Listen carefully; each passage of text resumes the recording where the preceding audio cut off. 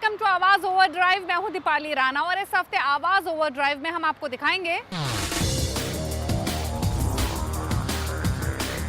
Mercedes AMG C63 SE performance की test drive,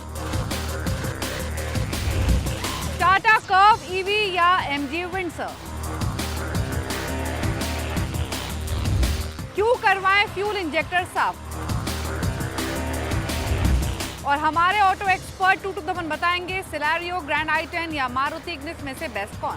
Celerio तो थोड़ी सी आउटडेटेड हो गई और Ignis is not doing too well, so I would not recommend. आपको रोड पर रेसिंग कार की तरह परफॉर्मेंस और रोमांच चाहिए तो मर्सिडीज आपके लिए लेकर आ गई है C क्लास का परफॉर्मेंस वर्जन यानी C63 SE परफॉर्मेंस। ये कार ऐसा परफॉर्म करती है कि सिर्फ 3.4 सेकंड्स में 100 km/h की स्पीड को छू लेती है। और क्या खास है इसमें, जानने के लिए चलिए मेरे साथ बुध इंटरनेशनल सर्किट।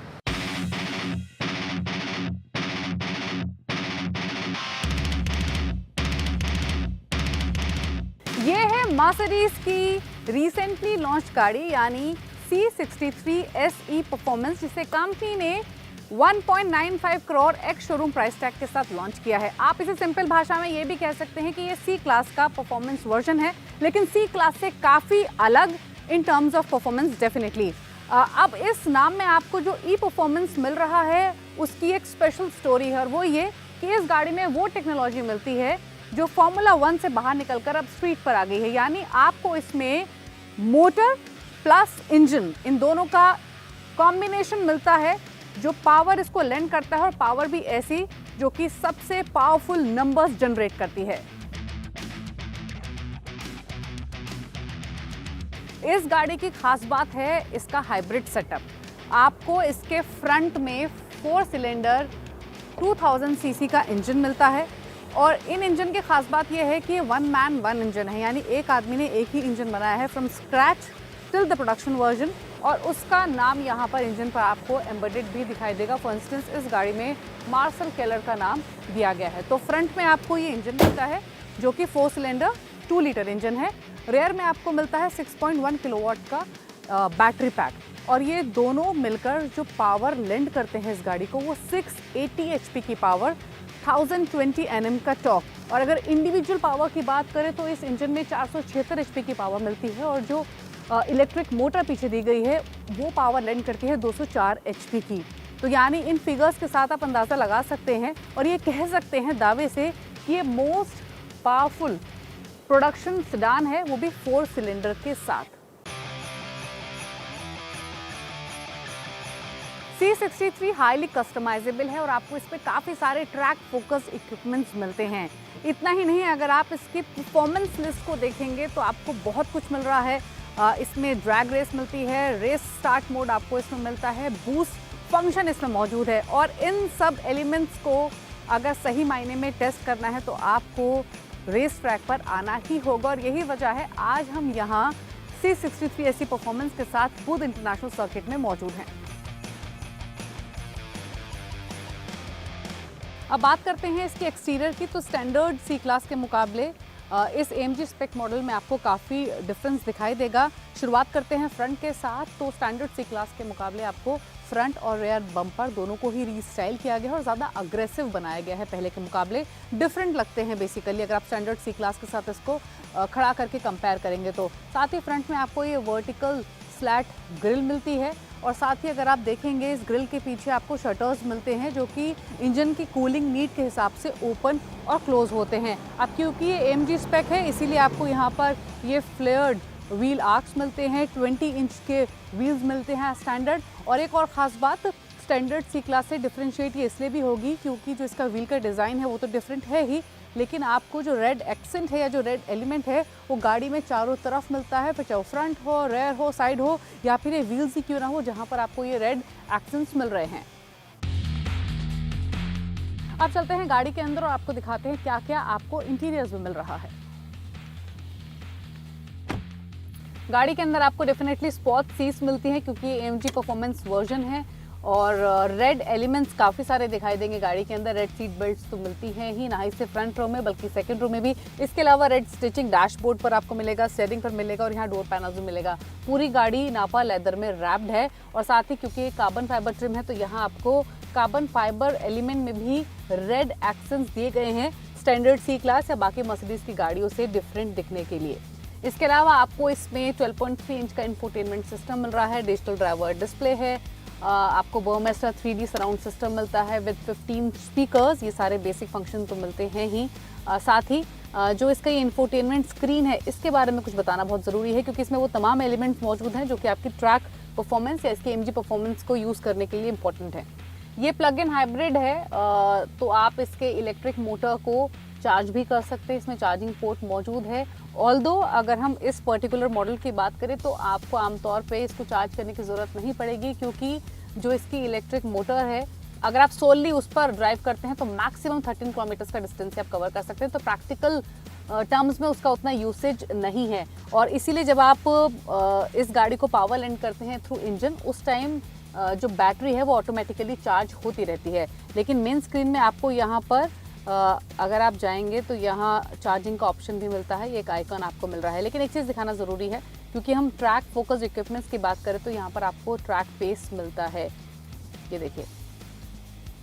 तो यहाँ पर आपको ट्रैक रेस मिल रहा है, ड्रैग रेस मिल रहा है और टेलीमेट्री मिल रही है। लेकिन ड्रैग रेस इंपॉर्टेंट है, जिसमें एक्चुअली में पता लग पाता है कि इस गाड़ी की परफॉर्मेंस कैसी है और ये कितनी क्विक है। उसे करने के लिए उसे कैसे परफॉर्म करेंगे वो आगे जब हम इसे ट्रैक पर चलाएंगे तब आपको बताएंगे। अब बात करते हैं इस गाड़ी की परफॉर्मेंस की। तो सबसे पहले इंफोटेनमेंट स्क्रीन में जाके हमने ट्रैक मोड पर क्लिक किया। जीपीएस ने ऑटोमेटिकली बुध इंटरनेशनल सर्किट को सिलेक्ट किया। लेफ्ट हैंड साइड पर आपको टेम्परेचर रीडआउट्स मिलते हैं, टायर, ब्रेक्स, कूलेंट, इंजन वगैरह के, और राइट हैंड साइड पर आपको टाइम रिकॉर्डिंग मोड मिलता है। हमने फोकस किया बूस्ट स्ट्रैटेजी, क्योंकि हमें इसकी एक्चुअल क्विकनेस और इसकी पावर को आजमाना था, तो उसके लिए बूस्ट स्ट्रैटेजी पर क्लिक करना जरूरी था। बूस्ट स्ट्रैटेजी क्लिक करने पर दो चॉइसेस मिलती हैं, एक तो हॉट लैप जो कि क्वालिफाइंग के लिए होता है और दूसरा एंड्योरेंस फॉर नॉर्मल ट्रैक और रेस डे। तो हमने एंड्योरेंस मोड को क्लिक किया। अब इसे क्लिक करने के बाद जैसे ही हम गाड़ी को ट्रैक पर लेकर जाते हैं और एक्चुअल में इसे ड्राइव करते हैं तब ये बूस्ट स्ट्रैटेजी काम करती है। और बूस्ट स्ट्रैटेजी यानी बूस्ट से जुड़ी हुई तमाम डिटेल्स आपको ड्राइवर कंसोल पर रिफ्लेक्ट होती रहती हैं। दरअसल एक्सेलरेटर के नीचे एक बटन मौजूद है, जब आप पूरा एक्सेलरेट करते हैं तब आप उस बटन को फील कर सकते हैं और जैसे ही आप उस बटन को प्रेस करेंगे तब इसका बूस्ट काम करता है। और ये सारी इन्फॉर्मेशन आपको ड्राइवर कंसोल में कंसिस्टेंटली मिलती रहती है कि कब आपको बूस्ट करना है और कब आपको किक डाउन करना है। सिमिलरली हमने भी किया। हमने इसमें टॉप स्पीड 240 किलोमीटर/आवर तक की टच की। और ब्रेकिंग की बात करें तो शुरुआत में हमें थोड़ा कंफ्यूजन हुआ, क्योंकि ये ट्रैक नया नहीं था, लेकिन जो रूट ओपन किया था मर्सिडीज ने वो जरूर नया था। तो यहाँ पर कुछ शार्प कर्व्स, कॉर्नर्स भी थे। एक समय ऐसा भी था जब हमें लास्ट मोमेंट पर ब्रेकिंग करनी पड़ी और इसके ब्रेक्स ने अपना सही काम भी किया, अदरवाइज शायद कोई एक्सीडेंट भी हो सकता था। स्टीयरिंग इसका एक्यूरेट है, टर्न्स पर काफी प्रिसाइज है। गियर शिफ्ट्स भी इसके काफी स्मूथ है, हालांकि M3 जितने वॉलेंट आपको नहीं मिलेंगे अगर हम ट्रैक मोड की बात करें। हैंडलिंग भी वेल बैलेंस्ड है कंसीडरिंग इस गाड़ी का जो वेट है। C63S में आपको 8 ड्राइव मोड्स मिलते हैं, electric, comfort, battery hold, sport and sport plus, race, slippery और इंडिविजुअल। वहीं आपको अडेप्टिव डैम्पिंग सिस्टम के लिए भी 3 लेवल्स मिलते हैं, कंफर्ट, स्पोर्ट और स्पोर्ट प्लस। हालांकि इस गाड़ी को हमने यहाँ रेस ट्रैक में रेस मोड में ही चलाया। इसमें 9 स्पीड ऑटोमेटिक गियरबॉक्स है जो कि चारों व्हील्स को पावर देता है वाया 4मैटिक प्लस सिस्टम। और अगर इसकी क्विकनेस की बात करें तो हमने ड्रैग रेस भी इस गाड़ी के साथ की और हमें 0 to 100 किलोमीटर/आवर की स्पीड को हासिल करने में 3.5 सेकंड्स का समय लगा। और ये सारी इन्फॉर्मेशन रिकॉर्ड होती है। ट्रैक के एंड में आप जाकर चेक कर सकते हैं कि आपको एक्चुअल में कितना समय लगा। अब फाइनली बात करते हैं कि क्या C63 वर्थ बाइंग है। तो इसमें तो कोई दो राय नहीं कि C63 में आपको नई टेलीमेट्री मिलती है, गैजेट्स मिलते हैं और नई टेक्नोलॉजीज भी मिलती है। ऑल्दो इसका प्राइस भी काफी ज्यादा है, 1.95 करोड़ के एक्स शोरूम प्राइस टैग के साथ एक महंगी ऑफरिंग है। ऑल्दो अगर आप ऑटो एंथुसियास्ट हैं, फ्रीक्वेंटली ट्रैक डे करते हैं तो ये आपको डिसअपॉइंट नहीं करेगी। तो कीमत और परफॉर्मेंस के हिसाब से ये कार उनके लिए बनी है जिन्हें स्पीड पसंद है, लेकिन जिन्हें पेट्रोल प्राइस से छुटकारा चाहिए उनके लिए हम लेकर आए हैं MG विंडसर और टाटा कर्व EV का एक कंपैरिजन एक ब्रेक के बाद।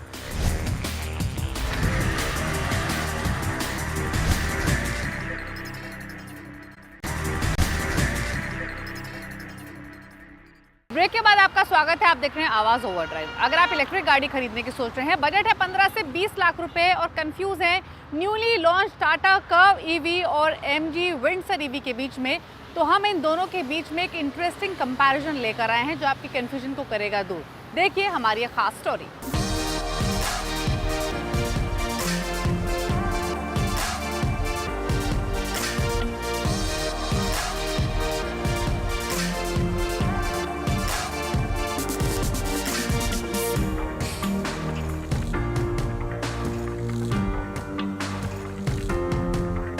इस साल इलेक्ट्रिक सेगमेंट में कई गाड़ियां लॉन्च हुई, लेकिन जो दो गाड़ियां जो सबसे पॉपुलर रही वो भी मास सेगमेंट में, वो है टाटा की कर्व ईवी और दूसरी गाड़ी है एमजी मोटर की विंडसर। और ये दोनों गाड़ियां ईवी के बाजार में एक अलग जगह बनाई, लेकिन लोगों के मन में एक सबसे बड़ा सवाल है कि इन दोनों में से कौन सी गाड़ी ली जाए, क्योंकि प्राइस बैंड और फीचर्स के लिहाज से दोनों गाड़ियां करीब करीब एक समान हैं। ऐसे में अगर आप भी तय नहीं कर पा रहे हैं कि इनमें से कौन सी गाड़ी ली जाए, तो स्टोरी देखिए और फिर तय कीजिए कि इनमें से कौन सी गाड़ी आपके लिए बेहतर है। तो सबसे पहले शुरुआत करते हैं इनके स्टाइल और लुक से। तो टाटा कर्व इसी साल अगस्त महीने में लॉन्च हुई थी और एक कंपनी के पोर्टफोलियो में 5वीं इलेक्ट्रिक कार है और कंपनी इसे कूपे स्टाइल वाली एसयूवी कहती है। दिखने में काफ़ी खूबसूरत भी है, चाहे वो फ्रंट लुक हो या रियर लुक हो या फिर इंटीरियर में काफ़ी अच्छा खासा इसमें स्पेस मिलता है और कई सारे टेक फीचर्स भी इसमें दिए गए हैं। जो इसका इंफोटेनमेंट का स्क्रीन है 12.3 इंच का है और जो इंस्ट्रूमेंट क्लस्टर का साइज है वो है 12.25 इंच का। और इसके जो सीट हैं वो काफ़ी कंफर्टेबल हैं और इसमें पैनोरामिक सनरूफ भी दिया गया है। वैसे ये गाड़ी 4 मीटर से बड़ी गाड़ी है, इसी वजह से जो इसका व्हील बेस का साइज है 2560 mm है और इसमें 18 इंच के टायर दिए गए हैं। ये एक एसयूवी है, इसी वजह से जो इसका ग्राउंड क्लियरेंस है वो भी काफ़ी अच्छा खासा है। कंपनी के हिसाब से इसमें आपको 190 mm का ग्राउंड क्लियरेंस भी मिलता है। एमजी विंडसर की बात करें तो ये एमजी के पोर्टफोलियो में तीसरी कार है। जी हाँ, कॉमेट, जेडएस और विंडसर, और कंपनी इसे सीयूवी बोलती है, यानी क्रॉसओवर यूटिलिटी व्हीकल। और ये गाड़ी दिखने में भी क्रॉसओवर से मैच खाती है। सामने का लुक थोड़ा सा अलग है, लेकिन साइड से देखें तो बिल्कुल एमपीवी की तरह लगती है और जिसमें आपको जो इंटीरियर स्पेस है काफ़ी अच्छा खासा मिलता है। बड़े साइज के लोग इसमें आराम से बैठकर सफ़र कर सकते हैं और जो इसका सीट है उससे कुछ नहीं मत पूछिए, काफ़ी आरामदायक है। और जो इसका रियर सीट है उसे आप अपने कंफर्ट के हिसाब से आगे पीछे करके एडजस्ट भी कर सकते हैं और ये फीचर्स इस सेगमेंट की किसी भी गाड़ी में आपको नहीं मिलता है। और जो इसका जो फ्रंट जो डैशबोर्ड है उसमें आपको 15.6 इंच का इंफोटेनमेंट स्क्रीन साइज मिलता है, जो टाटा कर्व से थोड़ी सी बड़ी है। लेकिन जो ड्राइवर डिस्प्ले है, जिसे हम इंस्ट्रूमेंट क्लस्टर बोलते हैं, उसका साइज है 8.8 इंच। ये गाड़ी 4 मीटर थोड़ी सी बड़ी है, इसीलिए जो इसका व्हील बेस का साइज है 2700 mm, यानी व्हील बेस के मामले में भी टाटा कर्व से थोड़ी सी आगे है। और जो इसमें टॉप वेरिएंट है उसमें आपको 18 इंच का टायर मिलता है और ये सीयूवी है, यानी एक क्रॉसओवर यूटिलिटी व्हीकल है। इसी वजह से जो इसका ग्राउंड क्लियरेंस है वो इंडियन रोड के हिसाब से काफ़ी अच्छा खासा है। 186 mm का इसमें ग्राउंड क्लियरेंस भी मिलता है। ये दोनों गाड़ियाँ ईवी सेगमेंट की हैं, लेकिन एक एसयूवी है तो दूसरा है यूटिलिटी व्हीकल। तो आपको ये जानने का हक है कि इन दोनों गाड़ियों में बूट स्पेस कितना मिलता है, यानी आप कितना सामान इसमें लेकर सफ़र कर सकते हैं। तो बूट स्पेस की बात करें तो टाटा कर्व में आपको 500 लीटर का बूट स्पेस मिलता है, जबकि जो एमजी की विंडसर है उसमें आपको 604 लीटर का बूट स्पेस मिलता है। यानी बूट स्पेस के मामले में भी विंडसर टाटा कर्व को पीछे छोड़ देती है। ईवी है तो सबसे पहले आपके मन में सवाल उठता है कि इनकी रेंज कितनी है। तो रेंज की बात करें तो जो टाटा कर्व ईवी है उसकी रेंज है 45 किलोवाट बैटरी पैक वाली 502 किलोमीटर, वो भी टेस्ट कंडीशन में। जबकि जो एमजी मोटर की जो विंडसर है, कंपनी का दावा है जो इसकी रेंज है 332 किलोमीटर, यानी रेंज के मामले में टाटा की जो कर्व है वो विंडसर को पीछे छोड़ देती है। लेकिन ये जो रेंज है ये टेस्ट कंडीशन की रेंज है, हो सकता है कि आपको रियल वर्ल्ड में कुछ और मिले।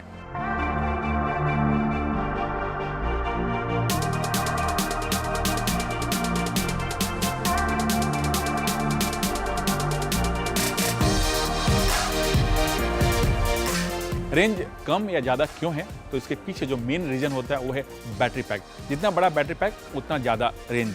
जो टाटा के कर्व ईवी है उसमें आपको 2 बैटरी पैक का ऑप्शन मिलता है। पहला है 45 और दूसरा है इससे बड़ा 55, लेकिन हम बात करेंगे 45 किलोवाट का। वहीं दूसरी तरफ जो एमजी मोटर की जो विंडसर है उसमें आपको 38 किलोवाट का बैटरी पैक मिलता है। इसी वजह से रेंज के मामले में इन दोनों गाड़ियों में थोड़ी सी फर्क है।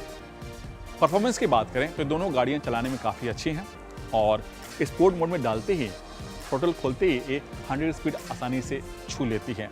और जो टाटा कर्व है इसमें आपको थोड़ा सा पावरफुल मोटर मिलता है। जी हाँ, 110 किलोवाट का मोटर मिलता है। इसी वजह से जो इसका बैटरी पैक के साथ जो इसका पावर आउटपुट है वो है 148 bhp और टॉर्क 215 न्यूटन मीटर मिलता है। वहीं जो एमजी मोटर की जो विंडसर है उसमें आपको 100 किलोवाट का मोटर लगा हुआ है और जो उसका पावर है यानी जो bhp है 138 bhp और टॉर्क करीब 200 न्यूटन मीटर।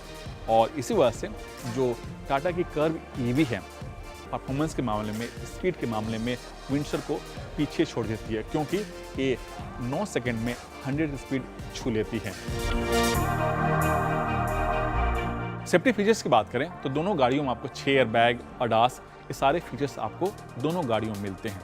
अब सबसे अहम बात कीमत, तो जो टाटा कर्व है उसकी जो कीमत शुरुआत होती है 17,49,000 से 45 किलोवाट बैटरी पैक के साथ, और जो उसकी टॉप मॉडल है यानी 45 किलोवाट बैटरी पैक के साथ उसकी कीमत है 19,49,000 रुपया। वहीं जो एमजी मोटर की विंडसर है उसकी कीमत जो शुरुआत होती है 13,49,000 से और जो टॉप मॉडल की कीमत है 15,49,000 रुपया। वहीं जो एमजी मोटर की विंडसर है उसमें आपको बास बैटरी एज ए सर्विस के तौर पर भी मिलता है। इसी वजह से जो इसकी सेल है इन दिनों काफ़ी बेहतर हो गई है।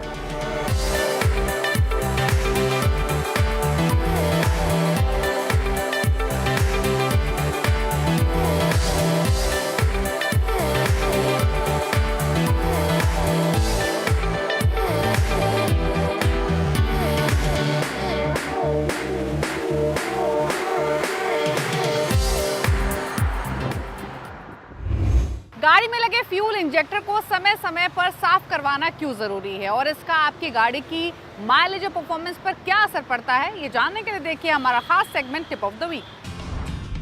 फ्यूल इंजेक्टर साफ होने से हर सिलेंडर में फ्यूल बराबर मात्रा में जाता है, जिसकी वजह से इंजन में फ्यूल ठीक से जलता है और इंजन को सही पावर मिलता है। इंजन में फायरिंग अच्छे से होने से फ्यूल वेस्ट नहीं होता, इससे माइलेज तो बढ़ती ही है, पॉल्यूशन भी कम होता है। कंबशन सिस्टम में एयर और फ्यूल की मात्रा सही जाने से अच्छे से फायरिंग ठीक से होती है। इस वजह से पावर की डिलीवरी स्मूथ रहती है, साथ ही जर्क की मूवमेंट नहीं होती। कंबशन सिस्टम सही से काम करने से साइलेंसर की लाइफ भी बढ़ जाती है, क्योंकि आजकल सभी इंजन एग्जॉस्ट गैस रिसर्कुलेशन यानी EGR टेक्नोलॉजी पर काम करते हैं। इंजन के कंबशन सिस्टम में अच्छे से फ्यूल जलता है तो एमिशन कंट्रोल रहती है। फ्यूल इंजेक्टर चोक होने पर गाड़ी ब्लैक धुआं छोड़ती है, इससे पॉल्यूशन भी ज्यादा होता है, इसलिए तय समय पर फ्यूल इंजेक्टर को जरूर साफ करवाएं। फ्यूल इंजेक्टर को समय पर साफ नहीं करवाने पर यह चोक हो जाता है और इसे समय से पहले बदलना पड़ता है। इससे पैसे की बर्बादी तो होती ही है, साथ ही गाड़ी की परफॉर्मेंस पर भी खराब असर पड़ता है। आवाज ओवरड्राइव में वक्त हो गया एक ब्रेक का। ब्रेक के उस पार मशहूर ऑटो एक्सपर्ट 2 to the 1 आपको बताएंगे सिलेरियो, ग्रैंड i10 या फिर मारुति इग्निस, इनमें से बेस्ट कौन है। साथ ही वो तमाम क्वेश्चंस लेंगे जो आप आवाज ओवरड्राइव के ऑफिशियल फेसबुक पेज पर भेजते हैं।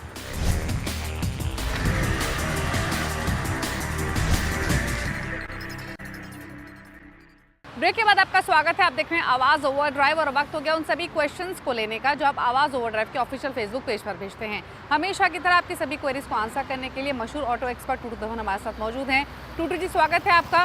पहला सवाल हमें भेजा है प्रीत कमल ने, ये गाड़ी खरीदना चाहते हैं, छोटी गाड़ी बेसिकली, सिलेरियो, i10 साथ ही मारुति इग्निस, इन तीनों के बीच में कंफ्यूज है, जानना चाहते हैं बेस्ट ऑप्शन क्या रहेगा। कमल जी, वैसे तो तीनों गाड़ियां अच्छी हैं, पर जो मारुति की सिलेरियो और इग्निस जो है, सिलेरियो तो थोड़ी सी आउटडेटेड हो गई और Ignis is not doing too well, so I would not recommend आप उसकी तरफ देखिए।